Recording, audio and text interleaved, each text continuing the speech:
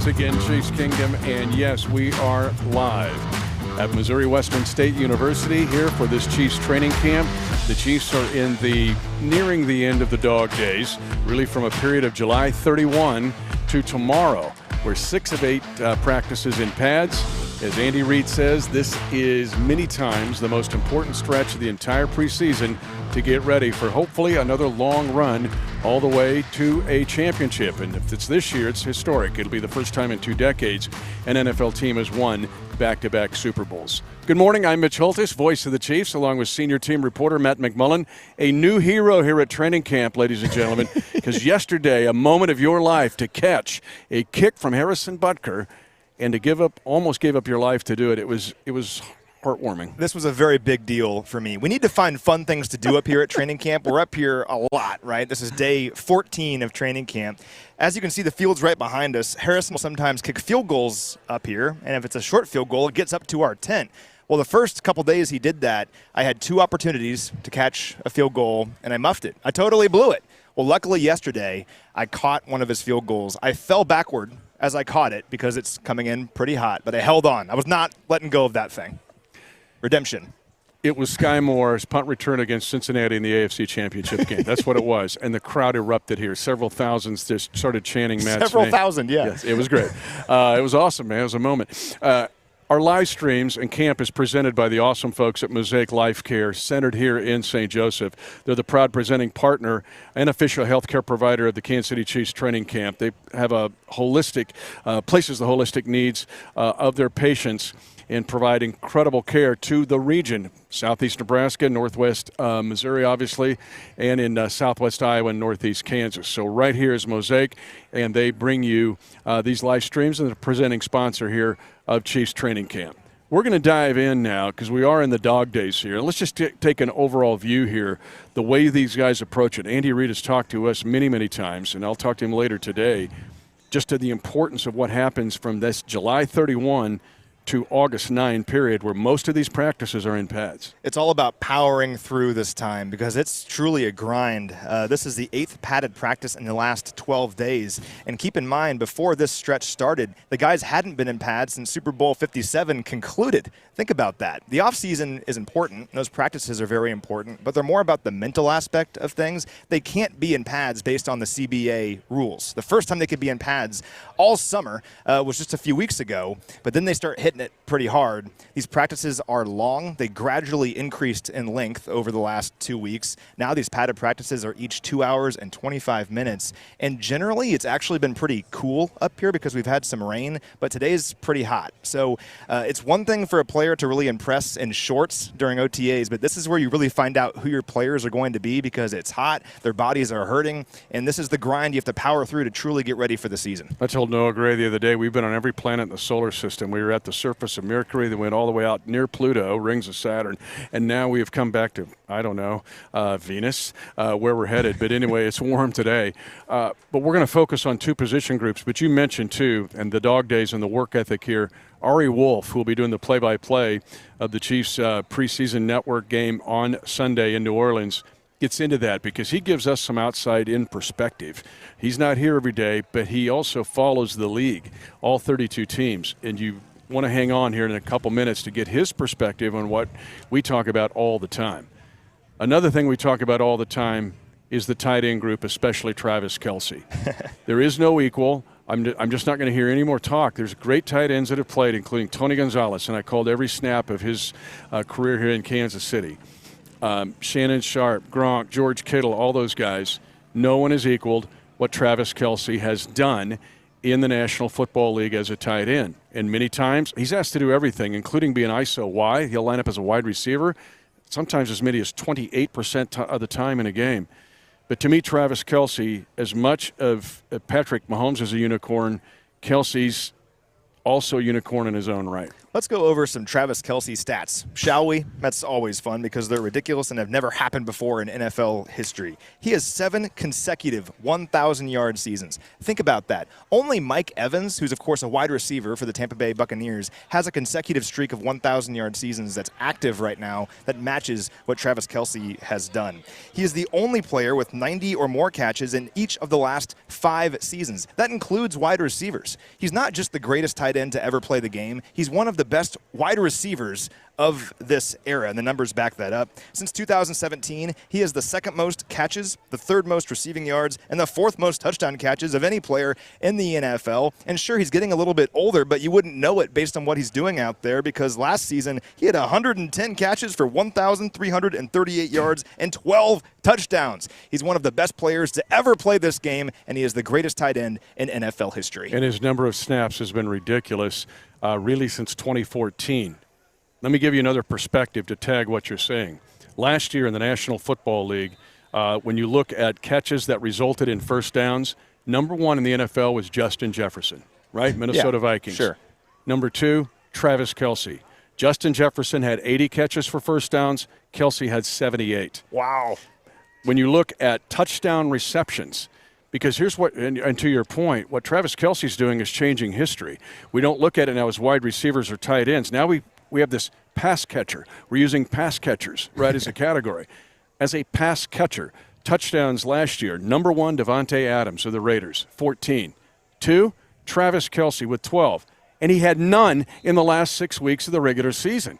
He was barreling towards 20 touchdown catches at some point. It's just amazing what he's done. But you also touched on his work ethic, and that's something that you and I see all year long. But he also understands his personal approach is also the team approach. And how many times have you heard Matt and I talk about how OTAs matter, mini camps matter, and they run into this camp on a sprint? Travis Kelce validates that.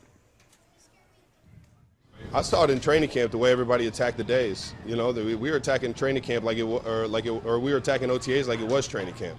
You know, and that mentality, that excitement to get better, that focus to get better, that want to get better, that energy of everybody kind of bouncing ideas off of each other, getting on the same page. That's all you want training camp to be. You want it to be a collective agreement that, you know what, we're going to do whatever we can to get this thing right. And the young guys, I want to say they follow lead, but they figured that out real quick. And it makes the game exciting because you know that when you go out there and you're on the same page as the guy next to you, it just makes everything that much more flawless, and everybody gets to touch the rock in this offense. He's amazing. And I know we all get provincial about our favorite teams and players, but the discussion in the NFL about who's the greatest tight end ever, to me, is not even close in what he's been able to do. But it's his work ethic.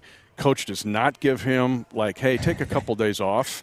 He's asked to block and do all the other things tight ends have to do. There's no veteran rest days for head coach Andy Reid. You're right, though. As great of a player as Travis Kelce is, he is also an incredible leader, and he just said it in that clip. What's so important about Patrick Mahomes and Travis Kelce is that they go out in OTAs and they truly attack it like it is training camp. And why is that important? Sure, they're getting better, but it also shows everyone else on the roster.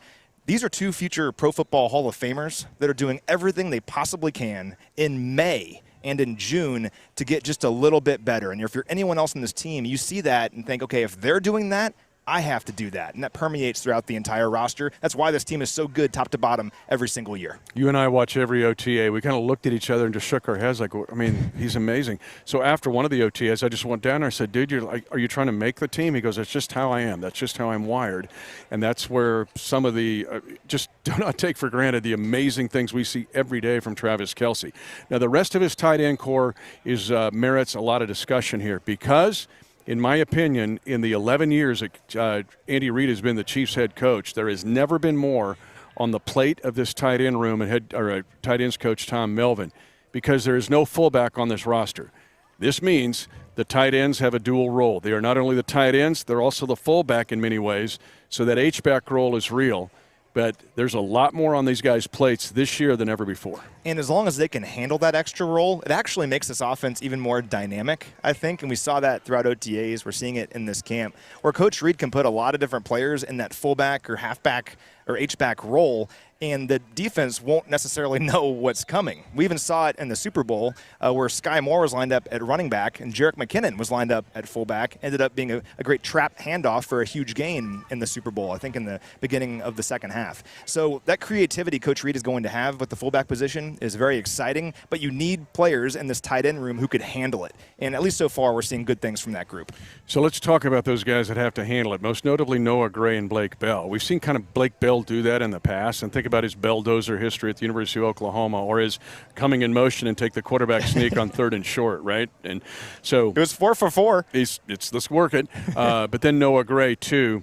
Jody Fortson, who's missed the last several practices with a shoulder injury, has been missing, but he's on a fast track to come back. But let's take this group as we view there's 7 tight ends in this camp now.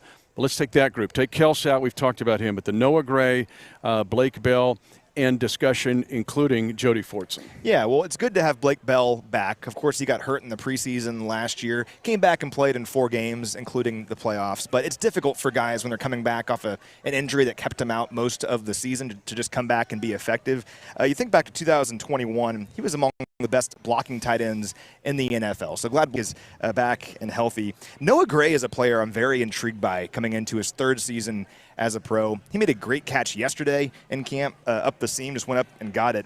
He had a strong year last year, even if the numbers didn't necessarily reflect it. So his basic stats, he had 28 catches for 299 yards and a touchdown, but he increased his production in every category from his rookie season, which is what you want to see. He had at least 1 catch in 16 of 17 games. He had multiple catches in 8 games, and one of the most undercover big plays of the year was his 27-yard catch against the Titans on 3rd down in overtime that helped the Chiefs win that game. That game was a grind. And if you look back at how everything played out, if the Chiefs have just one more loss as opposed to win in the final standings, they wouldn't have been the 1 seed. So to win that game and for Noah to come up big in that game was critical for Kansas City. And so far in this camp, he seems to be making plays like that. So I don't know if he's going to be a 1,000-yard tight end, but I think we'll see gradual increases once again from Noah this season. So far, so good for him. Yeah, these tight ends, again, are asked to do a lot now in this offense, especially with no fullback on the roster. So there's a group there, but there's a group that's also pressing that group. And Matt Bushman comes to mind here now. He was in the Raiders organization for a while on their practice squad. And I'm going to throw Kendall Blanton in this discussion as well. You're going, wait a minute, you're a Mizzou fan? Yep, M-I-Z. Kendall Blanton, a local kid. He's from Blue Springs, played at Mizzou. Don't forget, he has a Super Bowl ring from the Rams. He's got 2 Super Bowl rings because he was with this practice squad last year. But he had a touchdown in the postseason with the Rams in their run to a Super Bowl championship. So there's some depth there. But those 2 guys in specific are lurking right there and getting a lot of reps in this camp. And I should have mentioned Jody Fortson in my comments just now because Jody's a great guy to talk about in reference to players like Matt Bushman because Jody is someone who slowly kind of earned his role on this team. Think about 2019 and 2020. He was just a practice squad player, but now he's trying to make the roster for the 3rd consecutive year. He's slowly earned his role on this team, and I'm looking forward to great things hopefully from Jody this year as an end zone goal-to-go kind of guy. We saw that last season early in the year. He had 2 touchdowns in goal-to-go situations. One in week 1 and one in week 4. So hopefully we can see more of that from him. But his example is a great thing to follow if you're a player like Matt Bushman, who had an incredible preseason game last year, the final preseason game. He had 2 touchdowns in that game, including 1 big play. Unfortunately hurt his shoulder, and it was a season-ending injury, but he's looked good throughout camp. Been one of the surprises, I think, of camp. We'll see a guy make a play. We're like, who was that? That was Matt Bushman again. So I don't know if he's going to make the roster, but he's someone to keep your eye on here, maybe on the practice squad and in years to come, because these players who make an impression, they don't just go away in a vacuum. If you can keep impressing over and over again, eventually you may earn a spot on this team. One of the things I try to do when I do the play-by-play of the radio broadcast in the preseason is take these discussions and make it even more so. Same with you on our Chiefs television broadcasts of these 3 preseason games. One of the real blessings we have in the Chiefs Kingdom is an outstanding play-by-play person on the television side that you'll be on the sideline working with him, and it's Ari Wolfe. We had a chance to sit down with Ari, who's been here observing the last couple of days at camp, to get his perspective. But it's really interesting to listen to because he does bring an outside-in opinion in looking at the Chiefs kingdom, not always up close like we do, but sometimes it's necessary to look at it from afar, and Ari's done that. We know about migration in the Chiefs kingdom. We see fans that go all around the world. This year to Germany. The migration that we look for every year is Ari Wolfe coming to training camp. It's like the birds of Capistrano. They show up, and it's so wonderful when they're here. It's great to see you again, my friend. The preseason play-by-play announcer on Chiefs television for this preseason. Just curious of your thoughts, because you get to watch us up close, but you also get to watch us outside in. Overall, your thoughts on this team as you get ready for Sunday? Well, really excited for Sunday, and great to be with both you guys. I love this Chiefs organization, and this team is the standard bearer for the National Football League, and not just the success on the field. It's everything the Chiefs are doing seems to be turning to goal right now. But the excitement, when your quarterback says the 2 Super Bowls isn't a dynasty, you've got the right guy leading the team, right? You're setting such a high standard, and you want everyone to believe that we're always trying to build, right? That's what this is all about, is getting better every day, being process-driven. So it's exciting. When you look at this roster looks pretty set to me, and that's a real compliment to Brett Veach and to the coaching staff. They found the right pieces. They developed all those rookies last year. Those guys played a lot of football. They're now coming back as second-year guys, and I think this defense has a chance to be better than it's been. We may look after week 7 or 8 and be like, look, the Chiefs offense is doing their things, but this is a top 10 defense. So there's lots to be excited about. I love talking football with Trent Green. It's one of my favorite times of year, so Sunday can't come soon enough. You mentioned the word dynasty. You've been a part of this team now in our preseason broadcasts for this run of success now with all these AFC Championship game appearances and Super Bowl wins. I'm curious for your thoughts as someone who isn't here every day, though, about what the stretch of success means just in NFL history. Well, I think it really is going to be something unlike anything we've ever seen, because we've seen, with the exception of the Patriots and Tom Brady, sustainable success has been almost impossible. So what you have to do with an organization is you got to draft well, and the way they pick up free agents in the offseason, the Drew Tranquill, those kind of signings, you got to hit the jackpot every time, right? You've got to make all the right decisions. So I feel like the way they've been able to build this roster, there's only so much money in the cap, right? So what are you going to put in the different places? That they've now built this team to have sustainable success, I think, is what separates the Chiefs from everybody else right now. But look, the AFC is going to be tougher than it's ever been. The quality of the quarterback play in one conference is amazing. But I think last year at this time, everyone was doubting the Chiefs. I don't think anyone's doubting the Chiefs anymore.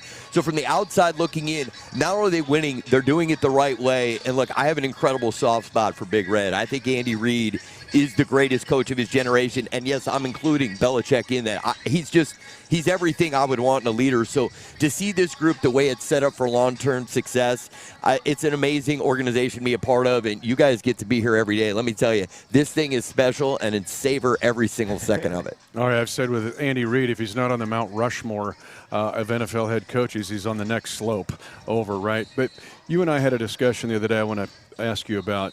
As you said, this is such a copycat league, and yet it seems like teams aren't wanting to copy this. Your thoughts on that and your observation of what you've noticed? Well, that seems to be the ultimate sign of flattery in the National Football League, is one team does something well and then everybody wants to do the same thing. So why aren't all 32 teams going away for camp? Why aren't they getting the bond where you're away from family? And it's the downtime that matters to me. You're still going to have practice. You're still going to have meetings. What are you doing with the other hours of the day?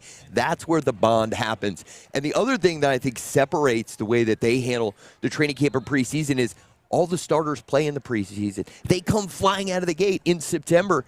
The Chiefs come out and they're playing incredible football. You look around at a lot of the other great teams, they come a little slower out of the gate. So I say to myself, if I'm looking around the league, why aren't we going away for training camp, and why aren't we playing our guys in the preseason and playing great football week 1? I just don't get it.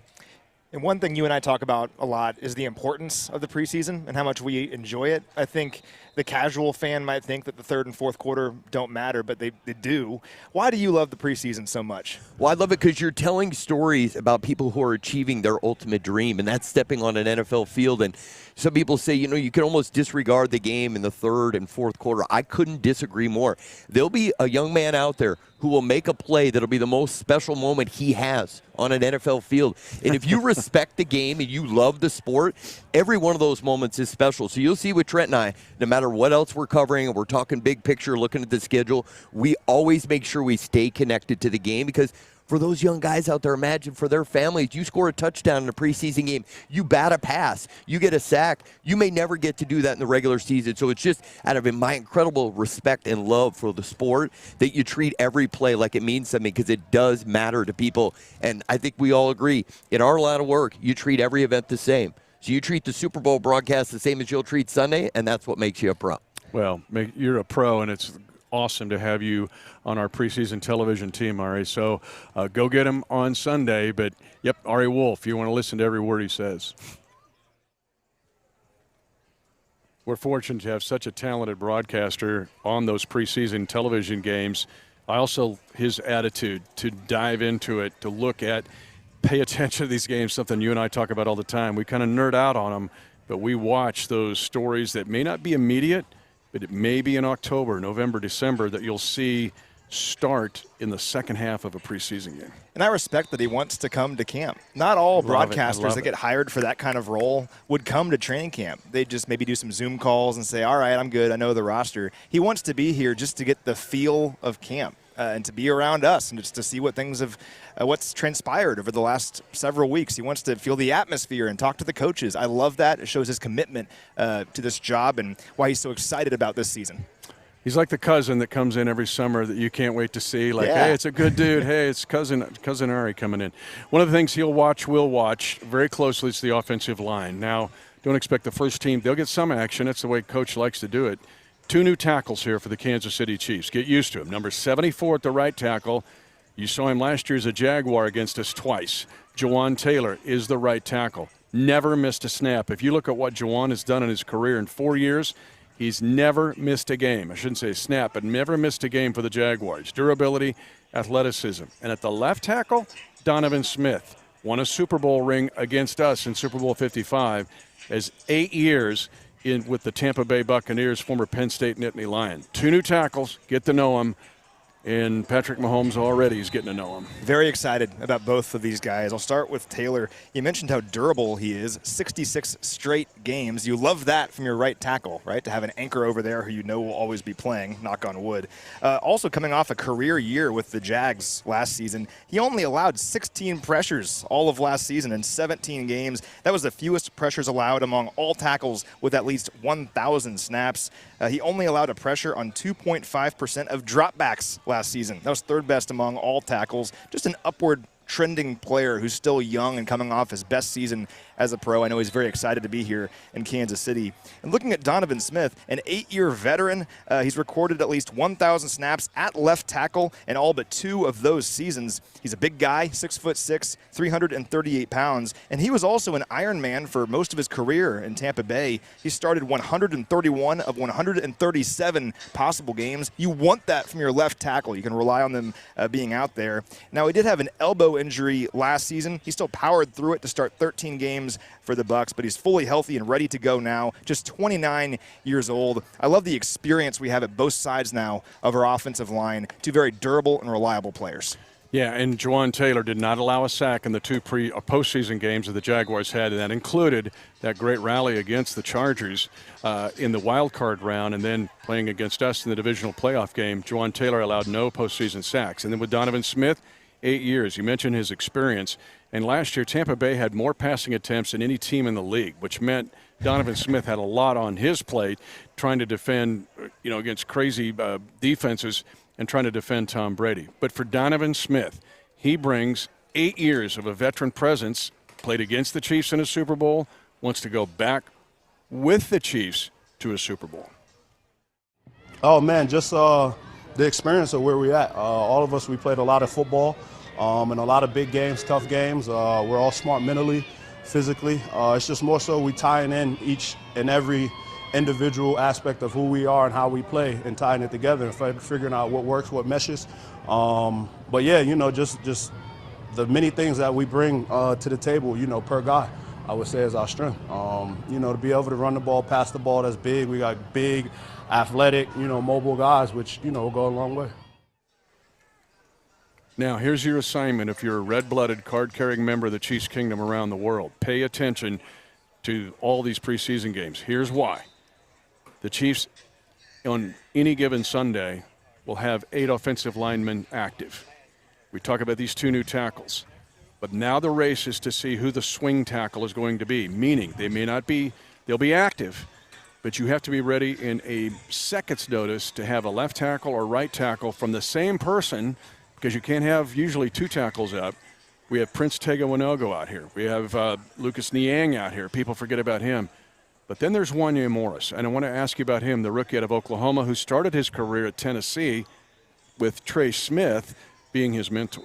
A third-round pick out of Oklahoma and previously Tennessee, a player who's looked really good in this camp and steadily improved, I think, over the course of camp and been given more responsibility. I think they're testing him out at that swing tackle role where you'll see the first-team offense go out there. It's the guys you expect. But then for a rep or two, they might put Wanya Morris in there at left tackle or maybe at right tackle. See how he handles it and see how he handles it coming off the sideline and being in there for just a couple of reps. That simulates what it's like in a game if you need your swing tackle to go in there and play. Wanya is a big, long, and athletic player. He's 6'6", 307 pounds with 35-inch arms. The good news is he has experience playing at both tackle spots already in college. He started 19 games at left tackle for Tennessee from 2019 to 2020. He actually played with Trey Smith at Tennessee, which is what a small world.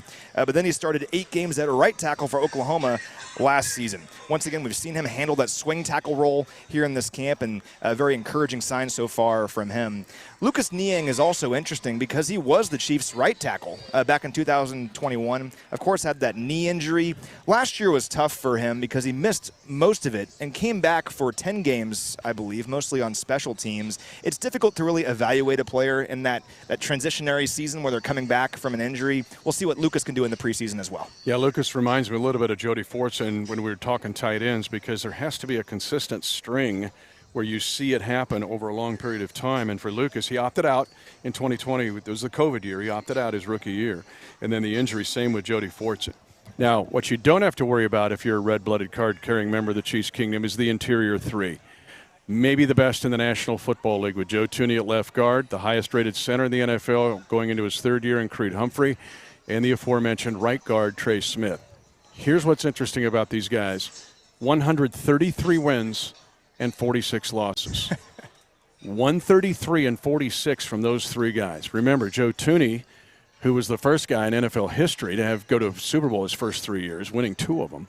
But you've got those interior 3 that now become the linchpin of the offensive line, and there's very few 3 in the middle that are better than those 3. I'll just say it is the best interior 3 in the NFL. It doesn't get any more solid than that trio.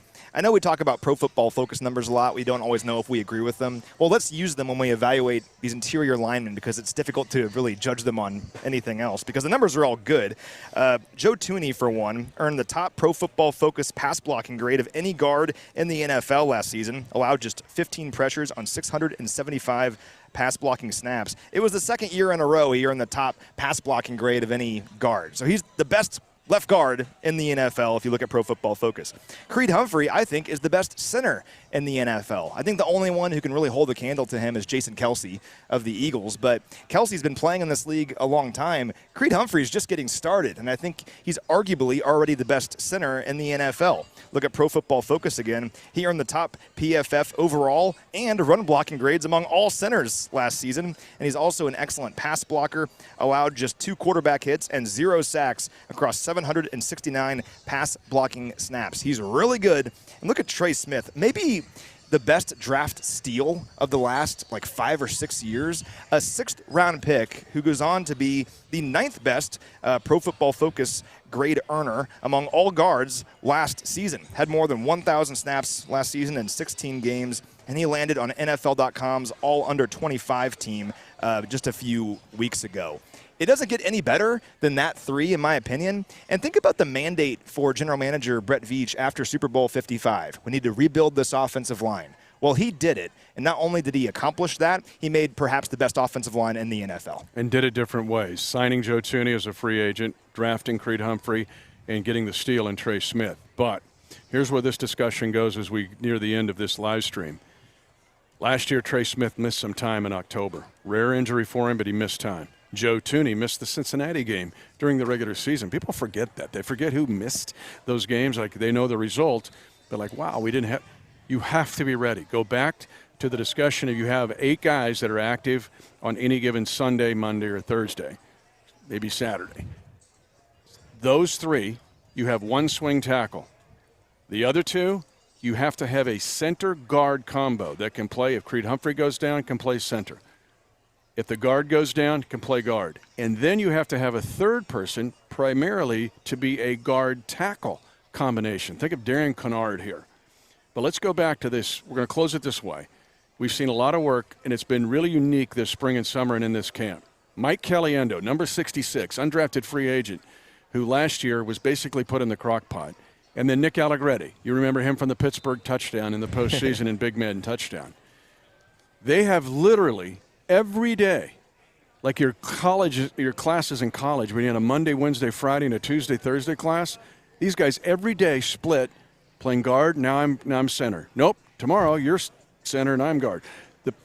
It is all training for those 3 that have to wait in a second to play either guard or center. And Caliendo and Nick Allegretti are those 2 guys. And Allegretti's the guy you bring in as the 6th man, so to speak, if the Chiefs go big with 6 offensive linemen. That's not an easy job, just being ready for really any position at any time. But Nick Allegretti has been such a great Swiss Army knife for this team in recent years. He had snaps at center, right guard, and left guard, and as that extra tackle in heavy formations, all just last season. So it's not just practice reps. He's actually done it in games, because over the course of a long year, you're going to need guys like Nick Allegretti. 7th round pick way back in 2019, I think, and he's really held on to that role and gotten better every season.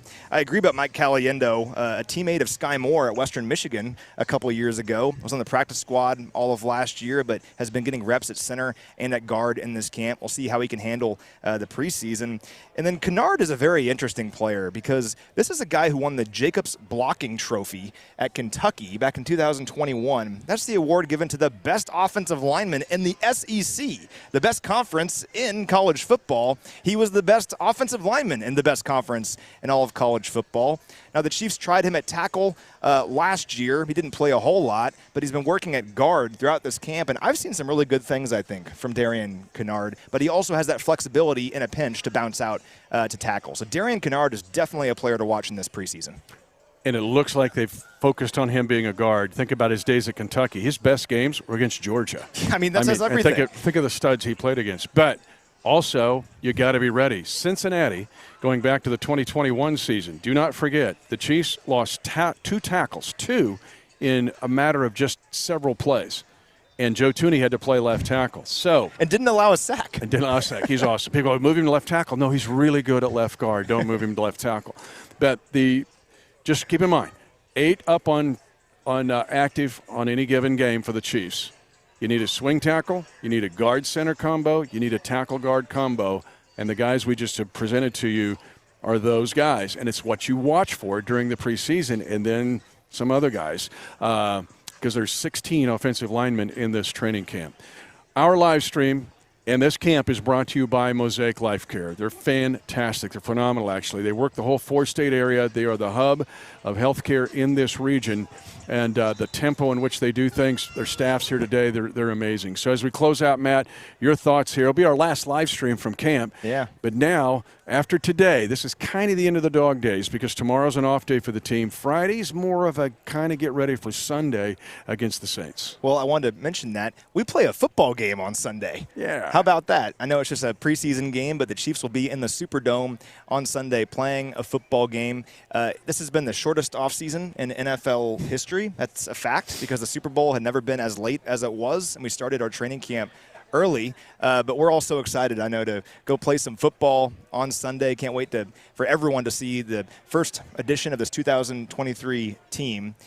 The real challenge for the guys, though, is coming back to St. Joe after that preseason game. How do they look in the game? How do they handle it? And then how do they handle coming back to these padded practices in training camp? It's not easy. I believe we have 5 practices left after today, 4 open to the general public. So if you haven't been up here yet and you're able, I definitely recommend it. It's so much fun being up here at training camp. And if you do come up, we'll be in our tent at the top of the hill. So come say hi. The syllabus, if you go back and find Defending the Kingdom, we did one, Matt and me, on the on-ramp. So you start camp. That's the first day's up until July 31. Then from July 31 to tomorrow, it is the dog days, all those padded practices. Then the third phase is how do you handle coming back here for those 3 days? And it's a test for these guys after playing a preseason game and coming back here to St. Joe to close out camp. He's Matt McMullen, senior team reporter and catcher of all things kicked by Harrison Butker.